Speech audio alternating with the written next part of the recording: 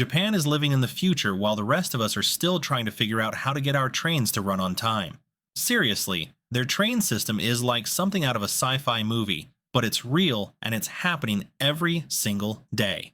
They have trains so punctually scheduled that you could set your watch by them, passengers so quiet you could hear a pin drop, and cleanliness standards that make hospitals look messy. They've got sleeping commuters who magically wake up at their stop, staff who literally push people into trains during rush hour, and station melodies that sound like they were composed by Mozart. And don't even get me started on their escalator etiquette or women-only cars during peak hours. Watch to the end because number 7 will blow your mind. It's a habit that Japanese commuters have mastered that seems physically impossible, but somehow everyone does it. Alright, let's get into it. Number 1. Trains that arrive with surgical precision. In Japan, if a train is scheduled to arrive at 9:03:17 a.m., it arrives at 9:03:17 a.m. Not 9:03, not around 9:03, but exactly to the second. They measure delays in seconds, not minutes. If a train is more than 60 seconds late, it's considered a serious incident that often requires a formal apology and sometimes even a delay certificate for passengers to give to their employers. This isn't just impressive, it's life-changing. Imagine never having to text "running late" again. Imagine planning your entire day knowing exactly when you'll arrive at your destination. Why is this not everywhere? It's not like the laws of physics work differently in Japan. They just decided to care about punctuality the way we care about our morning coffee. Meanwhile, the rest of us are celebrating when our train arrives within the same hour it was scheduled. We've normalized the train is coming eventually as a valid transportation strategy. We've built entire cities around the concept that public transportation is more of a suggestion than a commitment. It's simple, it's clever, it makes everything else feel outdated. Number 2. The sacred silence of train cars. Japanese trains are quieter than a library during finals week. People don't have loud phone conversations. They don't blast music through their phone speakers. They don't even talk to each other in normal voices. It's all hushed whispers if there's any talking at all. There are even signs asking people to set their phones to silent mode and refrain from talking on them while on the train. This creates an environment where you can actually think, read, or just decompress without being forced to listen to someone's dramatic breakup conversation or their terrible taste in music. It respects everyone's personal space and auditory boundaries. Why is this not everywhere? Are our conversations so important that they must happen at 80 decibels in a confined metal tube? Are we afraid of silence? Meanwhile, the rest of us are enduring what I like to call mobile phone theater, an unwanted performance of someone's personal life, complete with sound effects. We've got people watching TikTok videos without headphones, having business calls like they're closing $1 million deal, and playing games with sound effects that sound like a robot being tortured. We treat public transportation like our personal living room, except our living room has 50 strangers in it who all hate us. It's simple. It's clever. It makes everything else feel outdated. Number 3. The immaculate cleanliness that defies physics. Japanese trains are so clean you could eat off the floor, though no one would because that would be disrespectful to the cleanliness. There's no trash, no mysterious sticky spots, no graffiti, no food crumbs, and definitely no weird smells. Passengers don't eat or drink on regular trains, except for long-distance Shinkansen where it's more acceptable. A reason everyone takes their trash with them. The cleaning crews are legendary. They reportedly have just a few minutes to clean an entire train between trips, and they do it with military precision. Some reports say they even wipe down overhead luggage compartments and check under seats. This creates a pleasant environment where you don't feel like you need a shower after your commute. Why is this not everywhere? Did we collectively decide that public transportation must be gross? Is there some unwritten rule that train seats must have at least 3 mysterious stains? Meanwhile, the rest of us are playing avoid the sticky spot as we navigate train cars that look like they've been through a natural disaster. We've got half-eaten sandwiches, newspapers from last Tuesday, and floors so sticky you could lose a shoe. Some of our trains smell like a combination of wet dog, old cheese, and regret. We've accepted that public transportation is basically a moving dumpster that occasionally takes us where we need to go. It's simple. It's clever. It makes everything else feel outdated. Number 4. The orderly queue that would make a British person jealous. In Japan, people don't just crowd around the train doors like it's a Black Friday sale.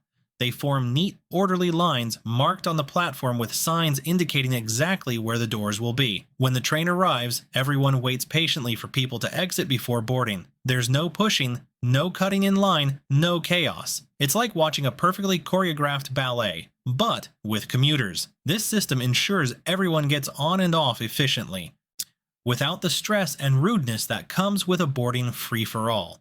It respects personal space and acknowledges that we're all just trying to get somewhere. Why is this not everywhere? Did we miss the day in kindergarten where they taught us to wait our turn? Are we all secretly competing in a who can be the most inconsiderate contest? Meanwhile, the rest of us are engaging in what can only be described as Transportation Thunderdome. 2 trains enter, 1 train leaves, and everyone fights for their spot. We've got people pushing from behind, cutting in line from the side, and somehow managing to take up 3 times the space they need. We treat boarding a train like it's the last helicopter out of Saigon, even though another one is literally coming in 5 minutes. We've created a system where the most aggressive and inconsiderate people win, which explains a lot about society, honestly. It's simple, it's clever, it makes everything else feel outdated. Number 5. Priority seating that actually works. Japanese trains have designated priority seating for elderly, disabled, pregnant, or injured passengers. And here's the magic: people actually respect them. If all the priority seats are taken and someone who needs one boards, multiple people will simultaneously offer their seat. It's not just a suggestion or a nice idea, it's a deeply ingrained cultural practice. There are even signs asking people to turn off their phones near priority seating because the electromagnetic waves might interfere with medical devices. As this creates a system where the most vulnerable passengers are genuinely cared for by the community. It's not just about following rules, it's about looking out for each other. Why is this not everywhere? Did we decide that courtesy is optional? Are we all so absorbed in our phones that we can't notice someone struggling to stand? Meanwhile, the rest of us have perfected the art of pretending to be asleep when someone who clearly needs a seat boards. We've got young, able-bodied people sprawled across priority seats while elderly passengers stand. Pregnant women balance precariously, and people with crutches try not to fall over. We've created a system where we actively avoid eye contact with those who need help, because if we don't see them, we don't have to feel guilty about not offering our seat. We've turned public transportation into a social experiment in how long we can ignore our basic human decency. It's simple, it's clever, it makes everything else feel outdated. Number 6. The legendary Osha, or train pushers. During rush hour in major cities like Tokyo, station staff known as Osha literally push passengers into the train to maximize capacity. They wear white gloves and carefully pack people in like sardines, but in a respectful, organized way.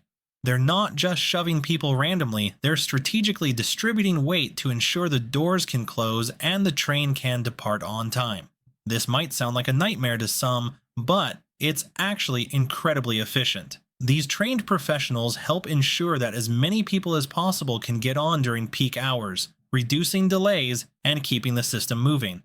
Why is this not everywhere? Are we too proud to admit that sometimes we need a little help fitting into crowded spaces? Did we decide that inefficiency is better than having someone gently guide us into a train? Meanwhile, the rest of us are engaged in a passive-aggressive battle of wills at rush hour. We've got people blocking doors with their bodies, refusing to move deeper into the car, and creating human roadblocks that prevent anyone else from boarding. We've turned rush hour into a game of how many people can we prevent from getting on this train, while simultaneously complaining about how crowded it is. We've created a system where we're all miserable together, rather than accepting a little help to make things better for everyone. It's simple, it's clever, it makes everything else feel outdated. If you're enjoying this so far, please give it a like. It really helps. Alright, Let's get back to it. Number 7. The mysterious ability to sleep standing up and wake up at the right stop. This is perhaps the most magical of all Japanese train habits. Commuters regularly fall asleep on trains, sometimes standing up, sometimes sitting, and yet somehow manage to wake up exactly at their stop. It's like they have an internal GPS that's immune to sleep.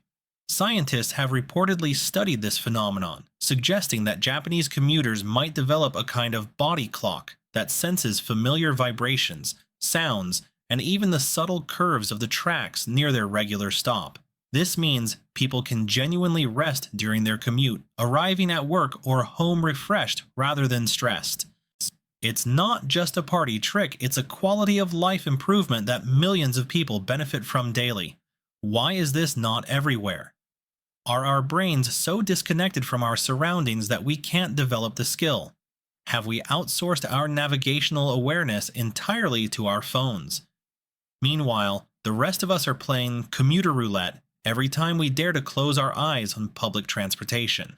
We've all heard those horror stories of waking up at the end of the line in a strange neighborhood, or worse, on a train that's now going in the opposite direction. We've developed elaborate systems to prevent this, setting multiple alarms, asking strangers to wake us up, or just never, ever closing our eyes no matter how tired we are. We treat sleeping on public transportation like an extreme sport where the penalty for losing is waking up in another time zone. It's simple. It's clever. It makes everything else feel outdated. Number 8. The escalator etiquette that creates perfect human flow. In Japan, there's an unwritten rule about escalators. Stand on one side, walk on the other. In Tokyo, it's typically stand on the left, walk on the right. In Osaka, it's the opposite, stand on the right, walk on the left. But whatever the local custom, everyone follows it without exception. This creates a perfect system where people in a hurry can pass while those who want to rest can do so without blocking anyone. It's efficiency poetry in motion. This simple habit reduces congestion, prevents frustration, and allows everyone to move at their preferred pace. Why is this not everywhere? Did we collectively agree that escalators are for standing still like statues? Or did we decide they're for personal training sessions where we push past everyone like we're in the Olympics? Meanwhile, the rest of us have turned escalators into a social experiment in chaos theory. We've got people standing side by side, creating a human wall that blocks everyone behind them. We've got people walking up the stand side and giving dirty looks to those following the rule. We've got tourists who have no idea about local customs, and families who spread across the entire width like they're posing for a family portrait. We've created a system where escalators literally designed to move people efficiently become bottlenecks of frustration and passive-aggressive sighing. It's simple. It's clever. It makes everything else feel outdated. Number 9. Women-only cars during rush hour. Many Japanese train lines have designated women-only cars during peak morning commute hours to combat groping and harassment common in crowded trains. During specified hours, specific cars are reserved exclusively for women, female children, and disabled passengers. This creates a safer, more comfortable commute, providing dignity and peace of mind during an already stressful part of the day. Why is this not everywhere? Have we decided women should accept harassment as part of their daily commute? Meanwhile, the rest of us are playing commuter survival horror for anyone who's not a man. We've got packed trains where personal boundaries are completely obliterated. Women adopt defensive strategies just to get to work, carrying bags strategically, wearing less attention-drawing clothes, or avoiding peak hours entirely. We've normalized behavior that would be criminal in any other context, all because it happens in a crowd where no one can be sure who's responsible. It's simple. It's clever. It makes everything else feel outdated. Number 10. The bowing train staff. In Japan, train staff from drivers to conductors to station agents bow to passengers as a sign of respect. When trains arrive or depart, staff bow to passengers. Station agents bow when you buy tickets or ask for directions. It's not just a quick nod, but a proper, respectful bow acknowledging passengers as valued customers. This creates an atmosphere of mutual respect and professionalism that makes the entire experience more pleasant. It's not subservience. It's acknowledging that passengers are the reason the service exists. Why is this not everywhere? Did we decide customer service in public transportation should range from indifferent to hostile? Meanwhile, the rest of us have staff who range from disinterested to openly contemptuous. We've got drivers who won't make eye contact, agents acting like you're interrupting their nap, and conductors personally offended that you need their train. We've normalized the idea that transportation workers are doing us a favor rather than providing a service. It's simple. It's clever. It makes everything else feel outdated. Number 11. The unique station melodies. Most Japanese train stations have their own departure melodies, pleasant tunes composed specifically for each location. These aren't generic beeps, but actual melodies, some based on local folk songs or historical references.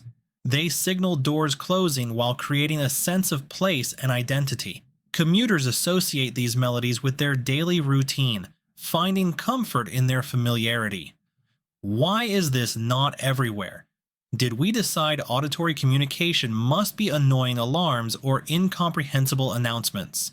Meanwhile, the rest of us have stations sounding like malfunctioning robots with piercing beeps and garbled announcements. We've created stressful auditory environments as if the goal is to make commutes as jarring as possible. We've normalized public spaces sounding like factory accidents. It's simple. It's clever. It makes everything else feel outdated. Number 12. The pointing and calling safety system.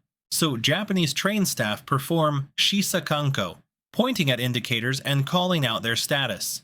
Train drivers point at speedometers and signals, while station staff point at platform edges and call clear before departure.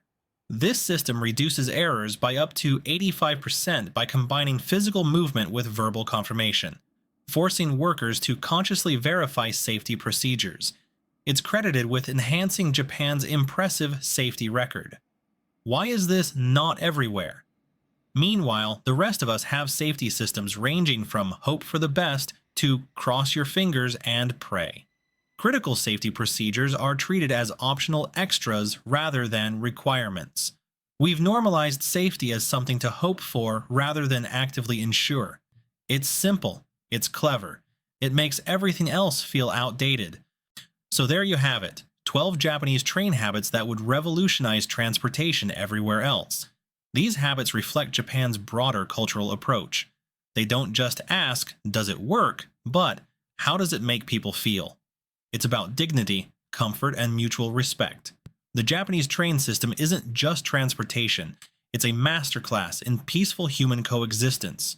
We don't need revolutionary technology to improve our daily lives, just more consideration, discipline, and respect for each other. If you found this fascinating, subscribe to discover more amazing aspects of Japanese culture. Click to watch our breakdown of Japanese convenience stores that make regular stores look Stone Age. Or check out the video on Japanese toilets that will change your bathroom experience forever.